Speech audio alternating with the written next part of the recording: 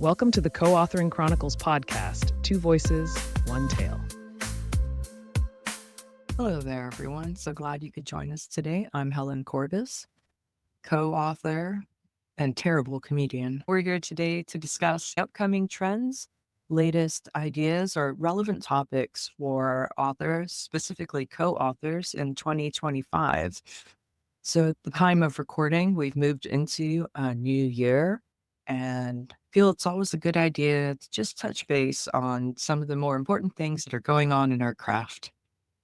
Yeah, and that's pretty much impossible to hit without talking about artificial intelligence or more the GPTs. All right. So we're diving right into the spicy topic of the day, AI.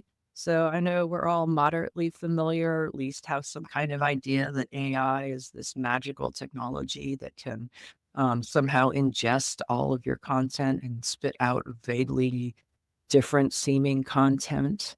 But a lot of us are worried about it taking our jobs. All right. Mhm. Rise that pretty well. And there's lots of levels out there too among authors, levels of acceptance, I should say. Some authors won't touch it at all.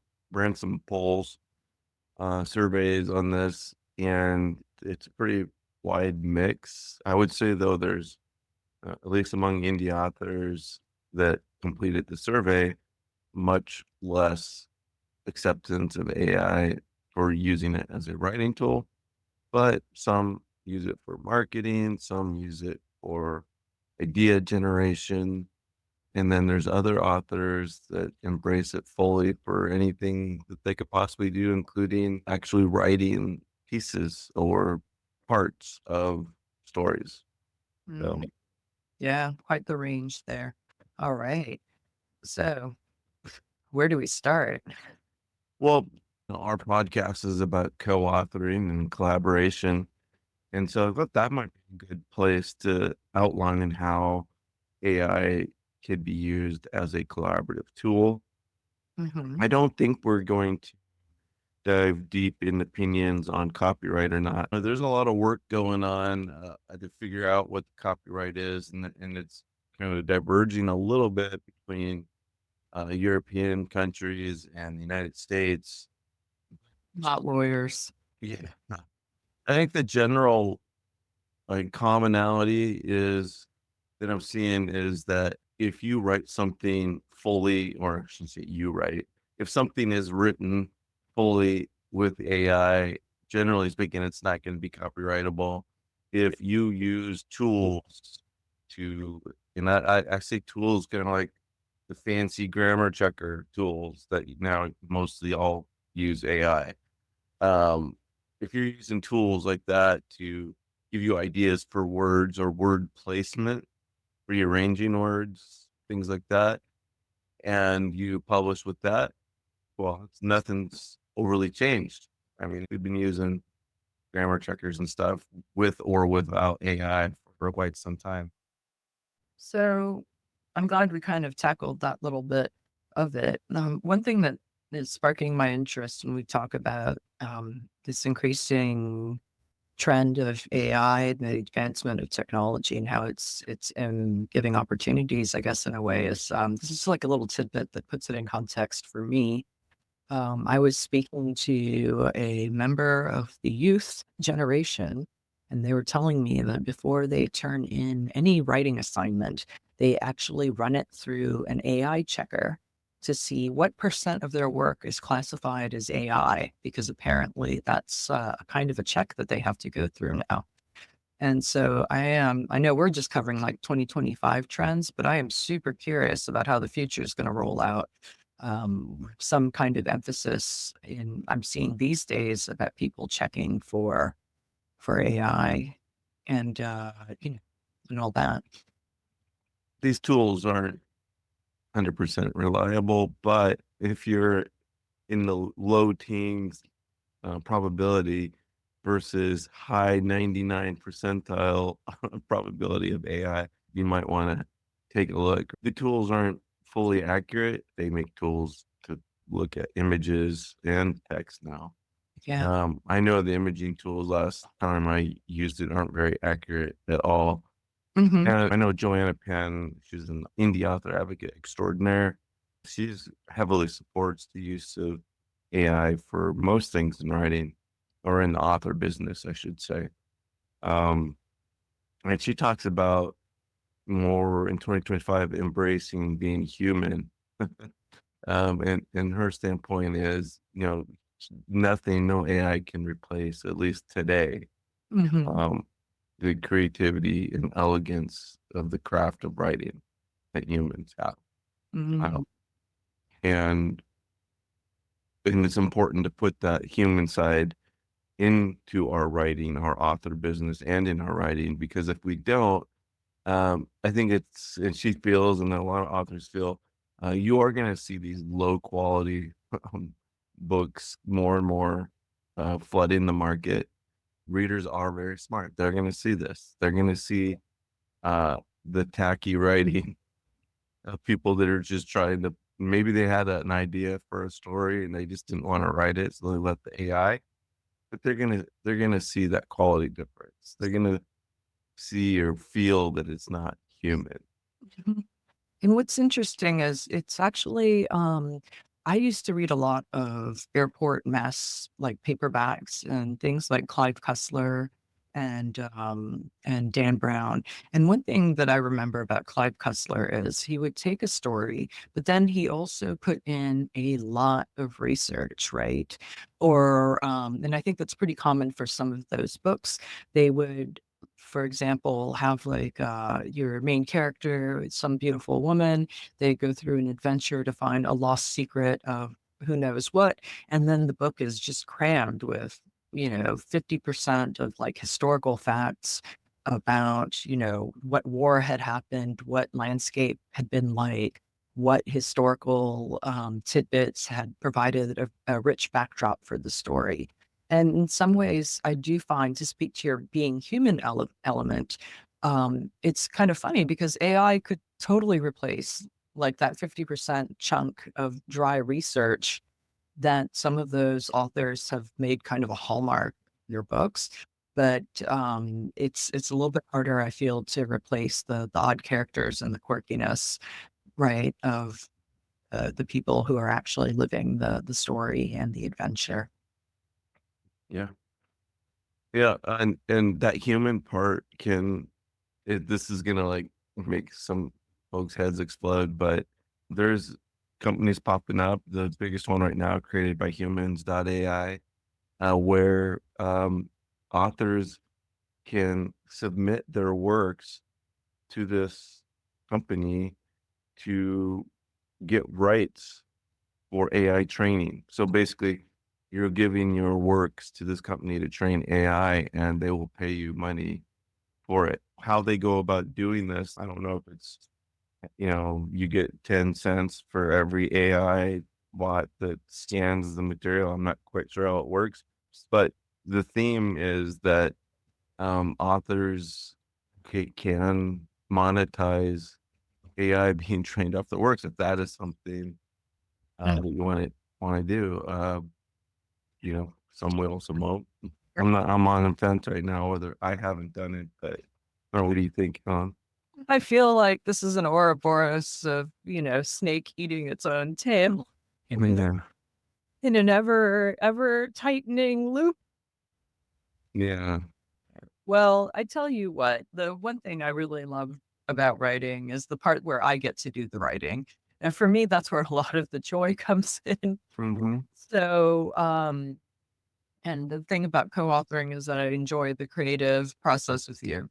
And I'm not sure how AI can change that, but I don't know. This is just my very human response to this Mhm. tale you've just told me. Man, are we in Blade Runner? Yeah. Dream of Electric Sheep? My 2 cents is similar to yours. I'm an author because I like creating things, but I'm also someone who uses tools. I like tools. I like technology tools. And so I embrace AI in the author business as a way of doing things that authors don't like doing. Oh, like, so it's really specifically as a business tool. Yeah, like, I want to summarize my book to back cover content. This seems to be you can write, 100,000 words, but writing the 500 words on the back of a book seems to break a lot of authors' brains, including mine. I'm happy to let an AI summarize my stories and then I will adjust. It's good at doing things like that. It's good at, making marketing copy where, again, I believe heavily in the human in the loop concept. Mhm. I'd never embrace or advocate using AI, taking its output 100% and putting it out anywhere. That goes against responsible AI principles anyway. Yeah. And but it's like a good getting started tool, if you will. Like, okay, well my here's my back cover content. Um, here's a book blurb, and I'm gonna make it the way I want it. But it got me going to something that I would have procrastinated doing forever because I didn't want to do it. Yeah, I actually like the recent example of when we used it, right? We were looking at the writing of our second book at the chapters. Mhm. You use AI to produce a summary of each chapter, which was nice because it provided this third party kind of objective view of what had actually been written. And I'm not saying it's the correct view either, right? Because we had that point where we looked and it looked like two of our chapters covered the exact same territory in terms of plot line and content. And so when I went back and looked at those 2 chapters, and I don't know how you felt, but my opinion was that there was stylistically, there were like these emotional points that were being pulled out deliberately in one of those chapters, but it did seem like a retread of the plot. So, I kind of took it as feedback. I was like, well, I do want to keep the good stuff. Like, I'm not going to trash this chapter just because there's a summary that says it's not doing anything new because the emotional content was, in my opinion, very different. There was a point to that whole chapter. Um, but it did also highlight for me maybe to review and see if there were any other points that could be strengthened in terms of, ensuring that it's still a chapter that provides value in terms of the overall story. So, It's like that free beta reader looking at things logically. When we write, we don't see oftentimes because our story is our child. yeah. Shoot. You know what this actually just tipped me off on, though? It also tells me that I'm not using enough sentiment words, right? Because the AI can actually pick up on some emotional sentiment component based on the nuances of language. And so what's just occurred to me is a lot of this emotion, and this is a problem I have, is probably in my head. And I haven't fully described it. I haven't done enough showing in the work. So note for me, Helen, go back. Go back and check your word usage. Anyway, but I feel like I'm devolved or not devolved, but I've kind of gone off track. Um, but No, it's a good point. And yeah, the point is that it's better as an analysis tool. Maybe a lot of authors will feel like they can use it for analysis in the absence of, like, I don't really use beta readers. Haven't, I mean, I have a little bit, but I'm not sold on the concept of beta readers. Now, if I had a massive team of mhm, beta readers, maybe I would, but for a lot of indie authors, they're using social groups, they're using maybe services that offer beta readers communities access to beta reader communities. I don't view those types of teams the same as a bunch of readers that love your work that want to give you feedback on new manuscripts. I think it's a different mindset. So if you're in that same camp, hey, AI might be a great tool to help bridge you till you get to that point where you have those types of beta readers and street team. Going back to the thesis there that I made, which is, hey, it's great for doing things that we don't want to do. Some author, I see this happening a lot, I believe, just by looking at book covers that indies are publishing. I think a lot of book covers are AI. generated with some Photoshop manipulation. My humble opinion, I have heard, there's whole companies that out there that use AI tools to Hmm. generate book covers, and then they have some people that do the photoshopping. Mm. Again, can't the book cover itself can't be copyrightable, but many authors don't care because something that costs hundreds or thousands of dollars they can do for an afternoon of prompt engineering to get their cover done. I find what's funny about this is to go back to the human element, right? If we all start generating our covers with AI, the differentiator is going to be the concept, right, behind the art. I think when we Mhm. think about romance novels, we're all very used to seeing an image of a couple embracing on the cover, and then some, potentially hilarious line like the sheik's kidnapped former childhood sweetheart turned lover kind of title, but there's still room within that, even for some really unique concept. And I love that series. And I think you might even remember the cover, but the title is like Mars Needs Black Women. Mhm. That's a really popular series, and it's still a campy title, but it's a unique campy title that still tells you a lot. Mars Needs Black Women, and the cover is usually a picture of a very fabulous looking, of women of color, and it's still very sci-fi, right? So kind of amazing. I love that. Yeah, I think that I've done this, but one of my author brands and something I'm passionate about is book art. And so it could be illustrations. I'm not talking necessarily graphic novels, but art from our stories. Mhm. I aspire to be an actual artist at someday, but right now I've commissioned artists, many different artists, to create art for the stories, our stories, my stories.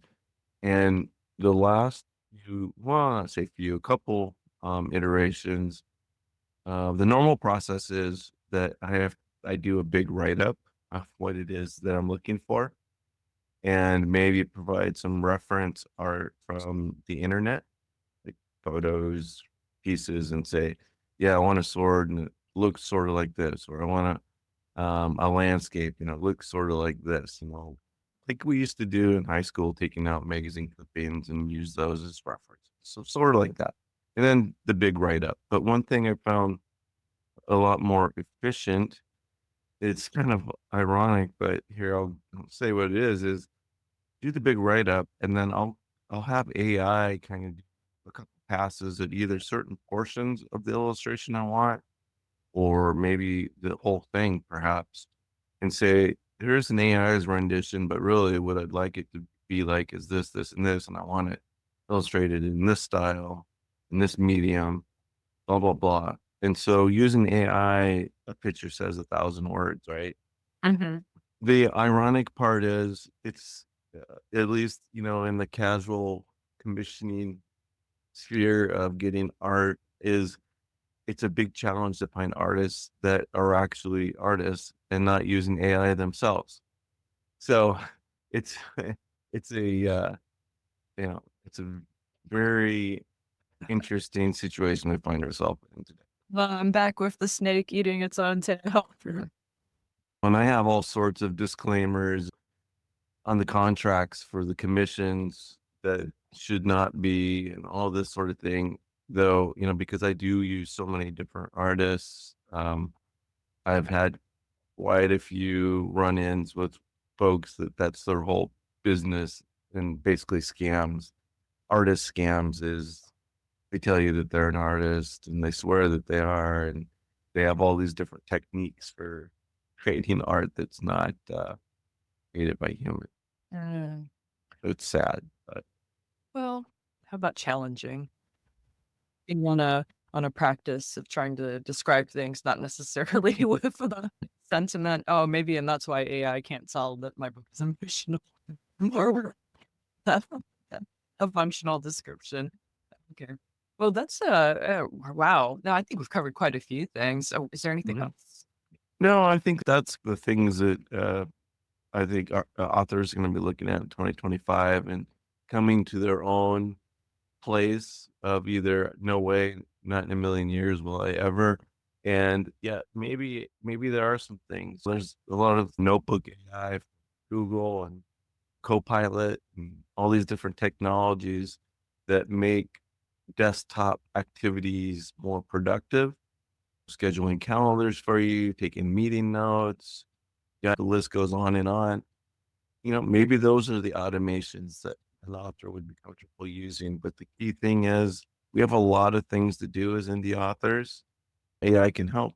Oh, there was one last thing I wanted to mention, and that is using AI as the beginning. Because remember, we're talking about human in the loop and being human. Is AI can expedite the beginnings of research, but it lies and stuff. Well, yeah, it does. But if you're talking about like what was the style of sword used in the 13th century and what are references that talk about it, if you use AI with a web search enabled, um, that can dramatically expedite your research process. And I Yeah. like that. Right. Yeah, because these days, every time I do like a web search, the AI summary pops up first, and I find myself just skipping that AI summary and actually going back to the first few links. The what's nice about the AI summary in terms of expediting is when I do read it, I almost feel like I'm doing a fact check against it, but it Mhm. gives me some kind of framework of key points to look out for, I suppose, to validate or invalidate. And like I mentioned, if you like Clive Cussler's style, for example, where there's like a heavy amount of research in your books, where you feel like part of your style is to educate or, kind of celebrate these portions of history, then I'm sure it's got to be helpful, right? Yeah. Yeah. All right. So, Helen, was there anything else you wanted to cover on? I know I threw some last second ideas in, but You bet I do. What I wanted to say is you have to remember that as humans, we always have the right to change our minds. So it's okay to, in my opinion, evaluate the situation for as in the light and context of our episode today and see how developments arise, right? We don't have to lock into one opinion about AI. The landscape changes. here, very good point. Yes. My opinion has changed quite a bit. When this first became a thing, I was more in the camp of no way, no how, never. And then I said, well, what am I doing today? And so I am using technology today, whether it's AI or not, it's using technology to do stuff related to my author business, research, or writing in the case of like grammar tools and things like that. So yeah, it is a very good point you make there, which, you know, keep an open mind. You might change either direction and how you want to go. All right. Well, we hope everyone enjoyed this episode. There's going to be a lot more to talk about in the months to come as this topic is rapidly evolving. So we thank you for listening and we'll talk to you again soon. Bye.